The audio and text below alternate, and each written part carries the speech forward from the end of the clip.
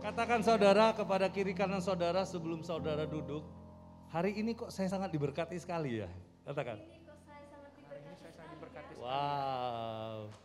Coba dilihat kiri kanannya, jiwa ini hati yang sudah diberkati, senyumnya seperti apa?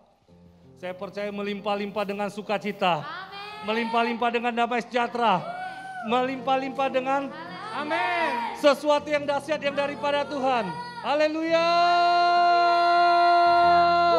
Mana anak-anak muda di tempat ini yang bergelora, semangat bergairah. Katakan sama-sama, aku cinta Yesus. Aku cinta Yesus.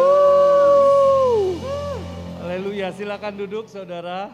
Wow, dahsyat hari ini ya. Saya sangat diberkati sekali. Saya perhatikan yang ketiga ini banyak generasi Jeremia ya. Wow. Mewakili daripada Provinsi Bengkulu yang hadir hari ini benar-benar luar biasa sekali ya.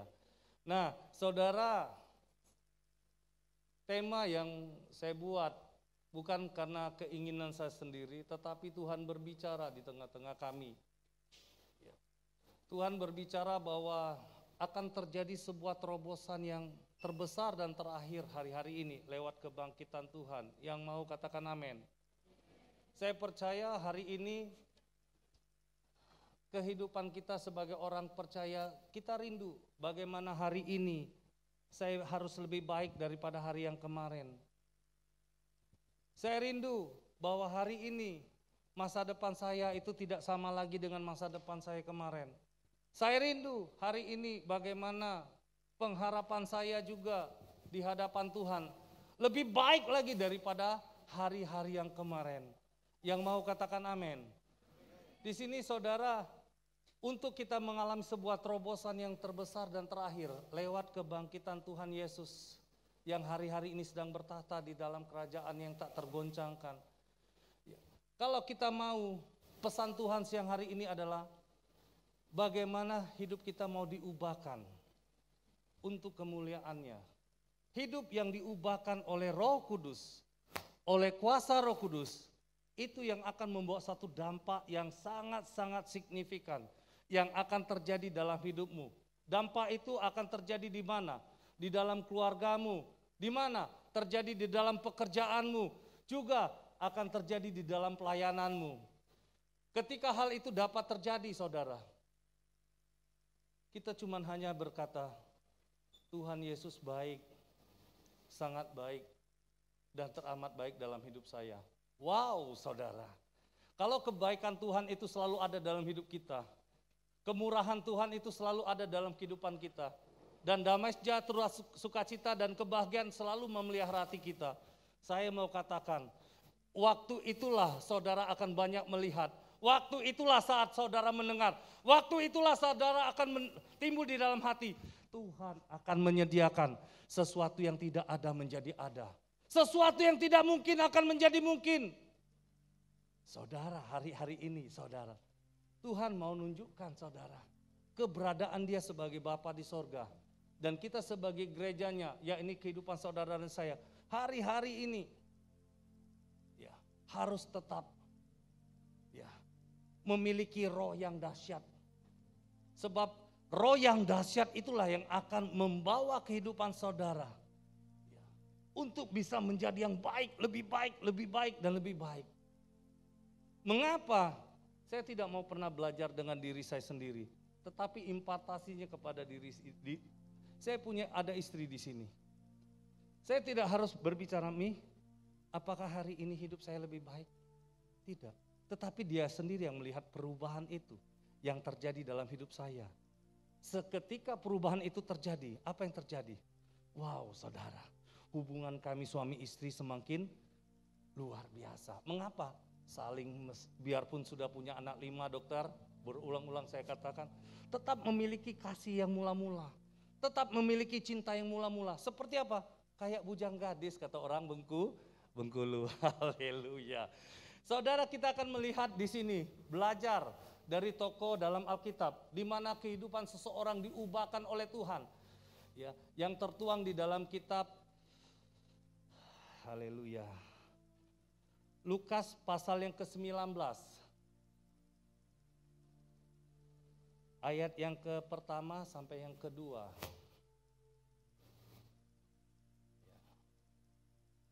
Saya bacakan bagi saudara.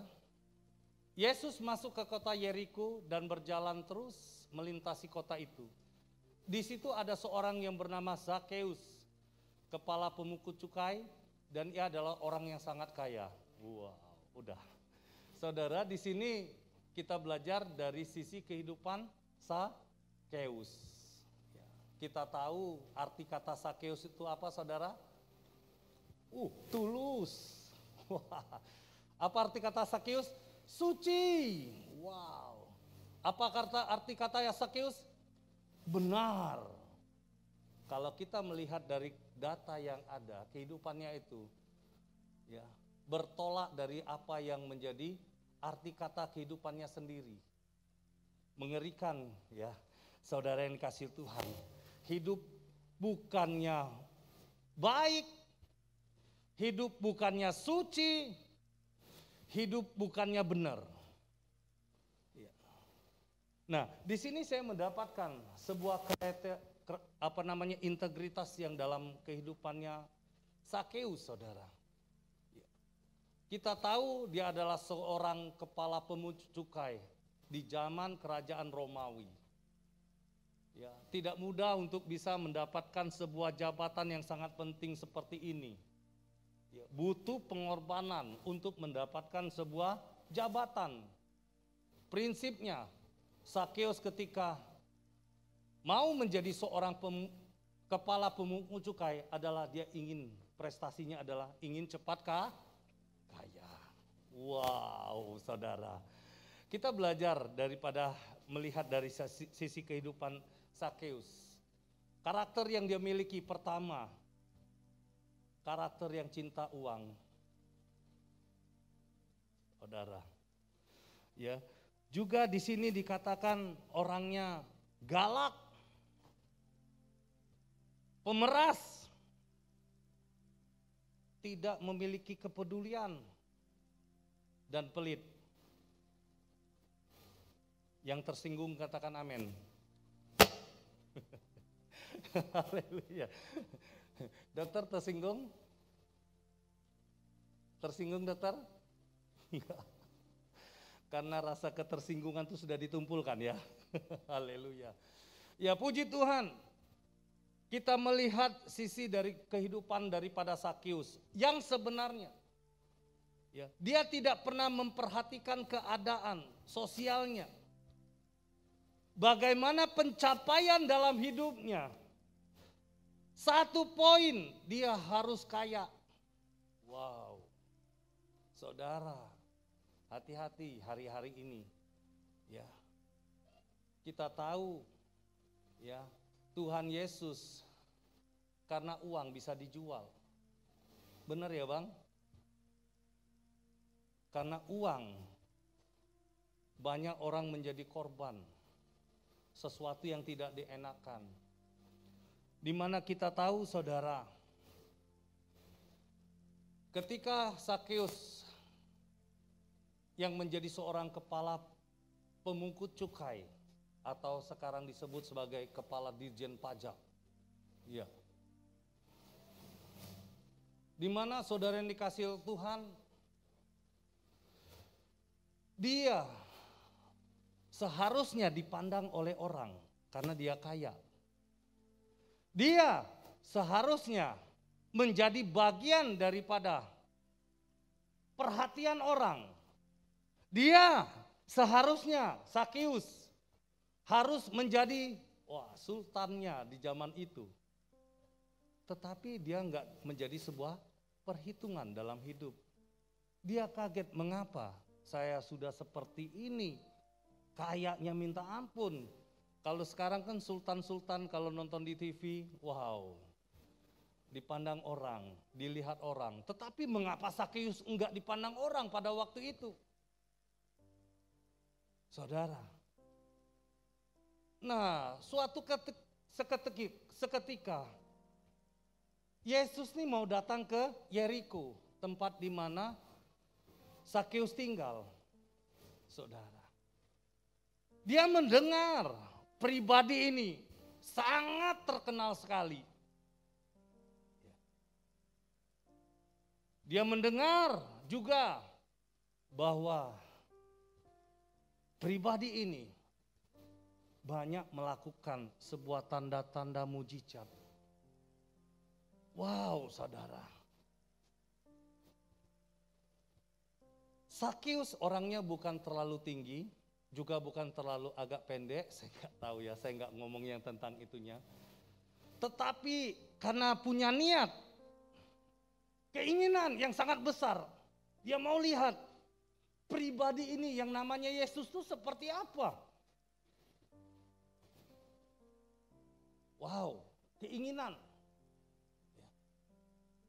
Apa yang terjadi? Dia lihat ada satu pohon ara. Ya. Waktu kita ke Yerusalem saya pikir pohon ara itu gede, besar. Ternyata pendek. Ya. Daunnya rimbun. Sampai sekarang yang dinaikin tunas-tunasnya tumbuh itu sekarang masih ada yang dinaikin oleh Sakeus. Ya, kita ke sana kemarin. Ketika dia naik, dia mau lihat karena berkumpulnya manusia menyambut kedatangan Tuhan Yesus di Yeriko itu luar biasa sekali. Dia naik, dia melihat seperti itu Yesus.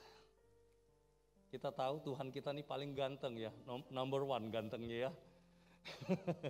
Jadi saya lihat juga di sini anak-anak Tuhan, anak-anak Tuhan ganteng-ganteng semua. Wow, ya generasi Yeremia ya. Nah, ketika saudara Sakeus melihat Tuhan, apa yang terjadi pada waktu itu? Ya, Tuhan berbicara, "Hai engkau Sakeus, turunlah. Malam ini aku mau menumpang dan tinggal di rumahmu." Wow. Saudara yang dikasihi oleh Tuhan, kalau melihat dari percakapan Tuhan yang begitu dahsyatnya ya, begitu luar biasanya ya, kita perhatikan ya. Turunlah, sebab malam ini aku mau datang ke rumahmu. Kita hari-hari ini tanpa kita menyadari, ketika kita sering mengalami perjumpaan dengan Tuhan, dampak apa yang selalu terjadi dalam hidup kita? Jangan kita menjadikan sebuah momen hadirat Tuhan menjadi sebuah rutinitas. Hati-hati. Kita tahu Sakeus itu orangnya seperti apa, saudara. Ya. Ketika Tuhan berbicara, ketika juga saat ini Tuhan berbicara kepada saudara, hendaklah saudara yang bisa menikmati hadirat Tuhan hari-hari ini, izinkan terjadi sebuah perubahan. Ya, di mana ada karakter-karakter yang tidak baik, kehidupan yang kurang baik. Mungkin maaf, kita suami sering menyakitkan istri, atau istri-istri yang sering berbicara keluar tentang membicarakan kekurangan kelemahan suaminya. Hari-hari ini minta ampun. Ya. Tuhan inginkan yang seperti itu. Mengapa Tuhan inginkan yang seperti itu, saudara? Karena ketika kita mau berbalik, seperti apa yang dikatakan oleh Sakeus, semua setengah daripada kekayaan yang aku miliki akan kuserahkan kepada mereka. Terlebih mereka yang kuperas akan kembalikan 4 kali lipat. Wow, saudara, terjadi sebuah paradigma yang baru, yang tadinya cinta uang, memberi. Tadinya pelit, memberi.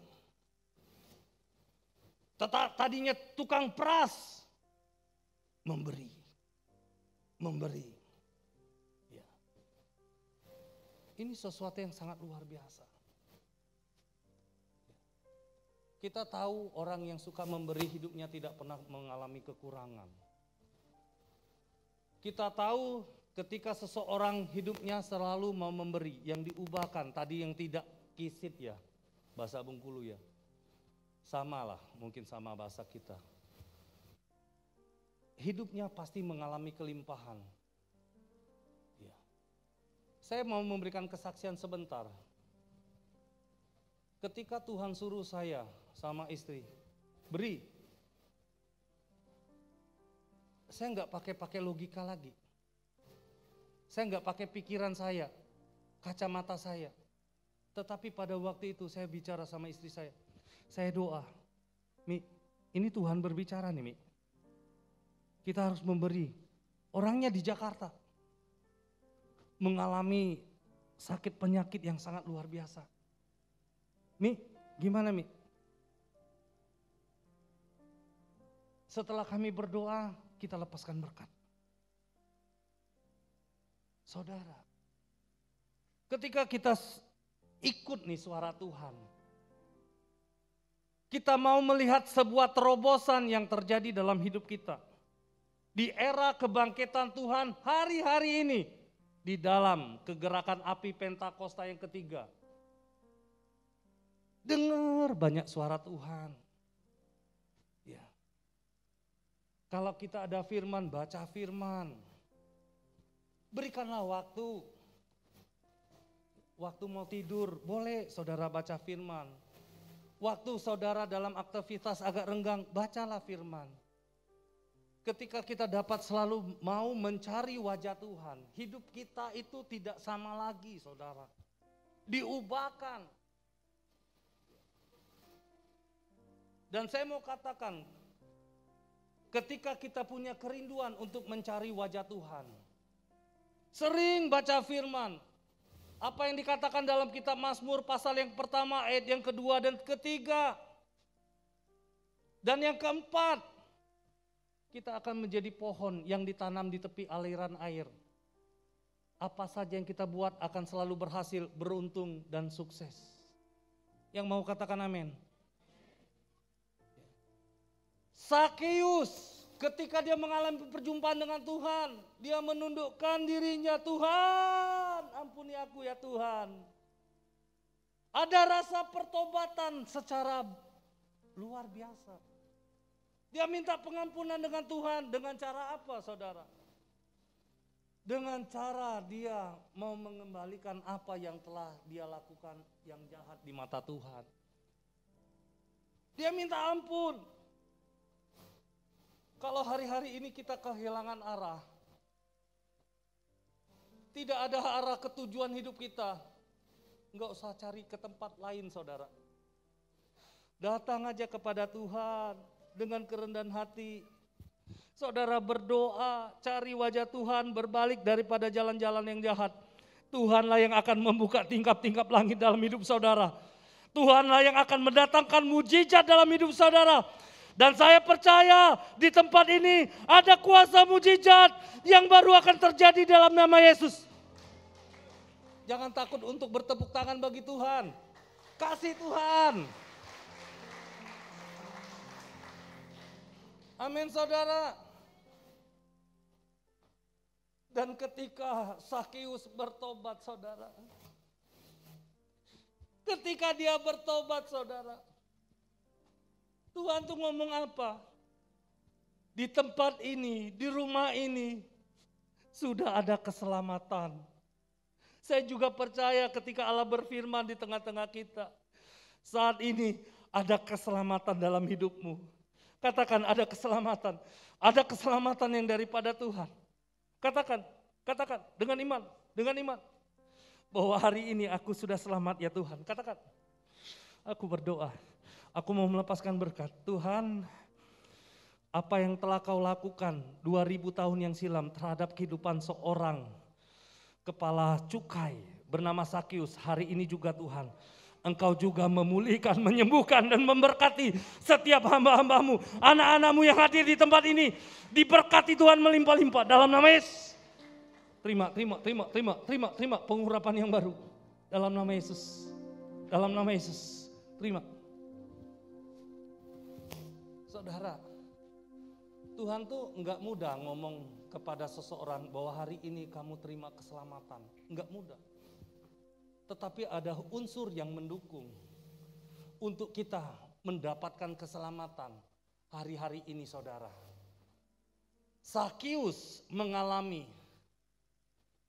hidupnya diubahkan.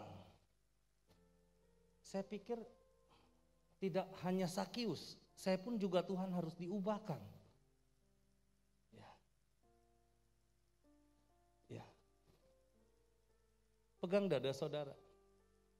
Katakan hari ini, siang ini, aku mau diubahkan oleh Engkau ya Tuhan. Aku mau diubahkan oleh Engkau Tuhan. Semua baik. Semua baik. Semua baik.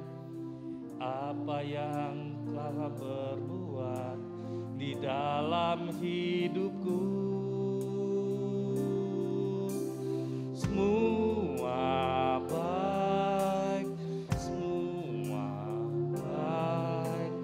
Kau jadikan hidupku berarti. Semua baik, semua baik. Telah Kau berbuat di dalam hidupku. Semua baik, sungguh teramat baik. Kau jadikan hidupku berarti.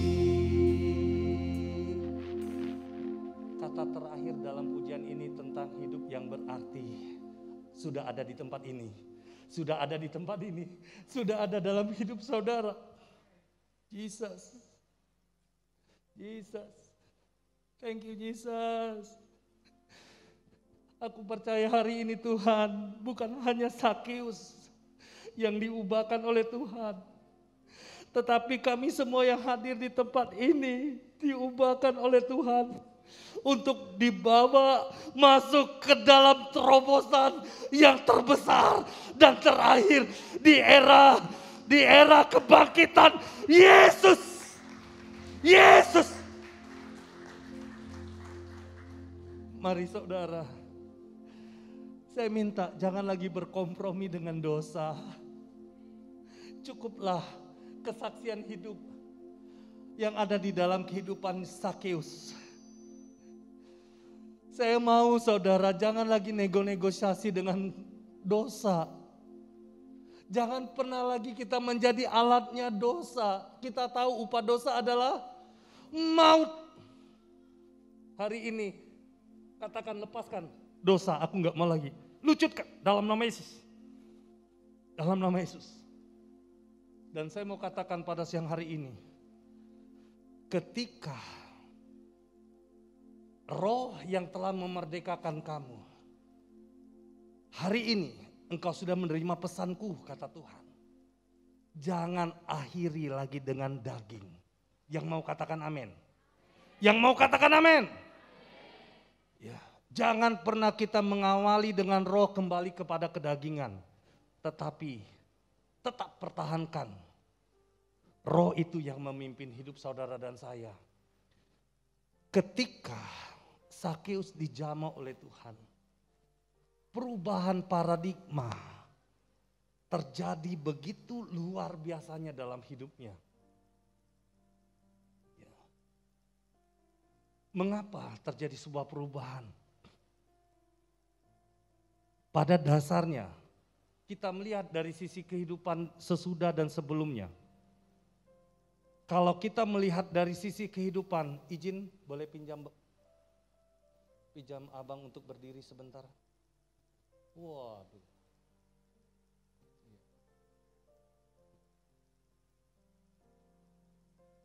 Ketika suatu saat hambanya ini, istrinya mana bang? Ada di belakang. Istrinya boleh lambaikan tangan. Oh haleluya. Iya, saya percaya hari ini yang menjadi saksi adalah istrinya. Ya. Ini hamba yang menjadi seorang hamba yang menjaga bait Allah ketika dalam sebuah ibadah. Saya terkesan dari ibadah pertama, ibadah kedua hingga saat ini. Saya merasakan bahwa dia memiliki sebuah tanggung jawab. Ketika kehidupannya dulu yang tidak ada apa-apanya, tanda kutip, sekarang yang sudah diubahkan oleh Tuhan. Apakah ketika engkau yang sudah diubahkan oleh Tuhan mau kembali kepada kehidupan yang lama? Tidak mau. Mewakili jemaat yang ada di Sariwangi di ibadah yang ketiga. Amin.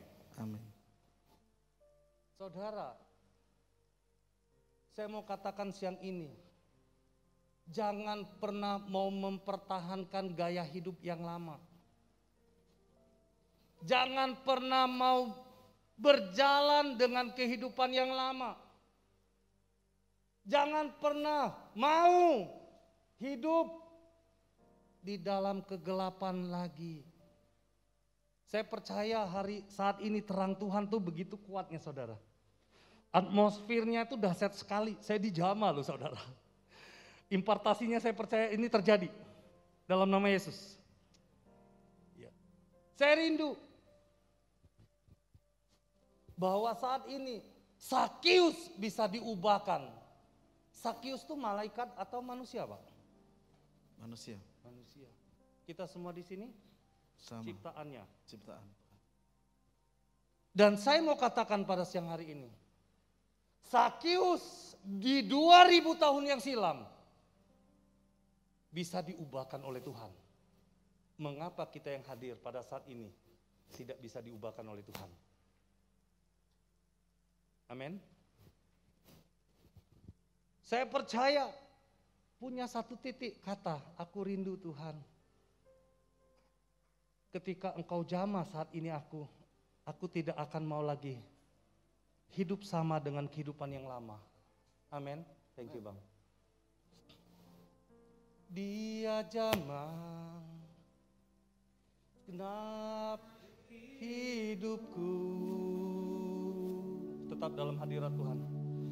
Dia beri damai di hatiku. Dengan sungguh-sungguh saudara.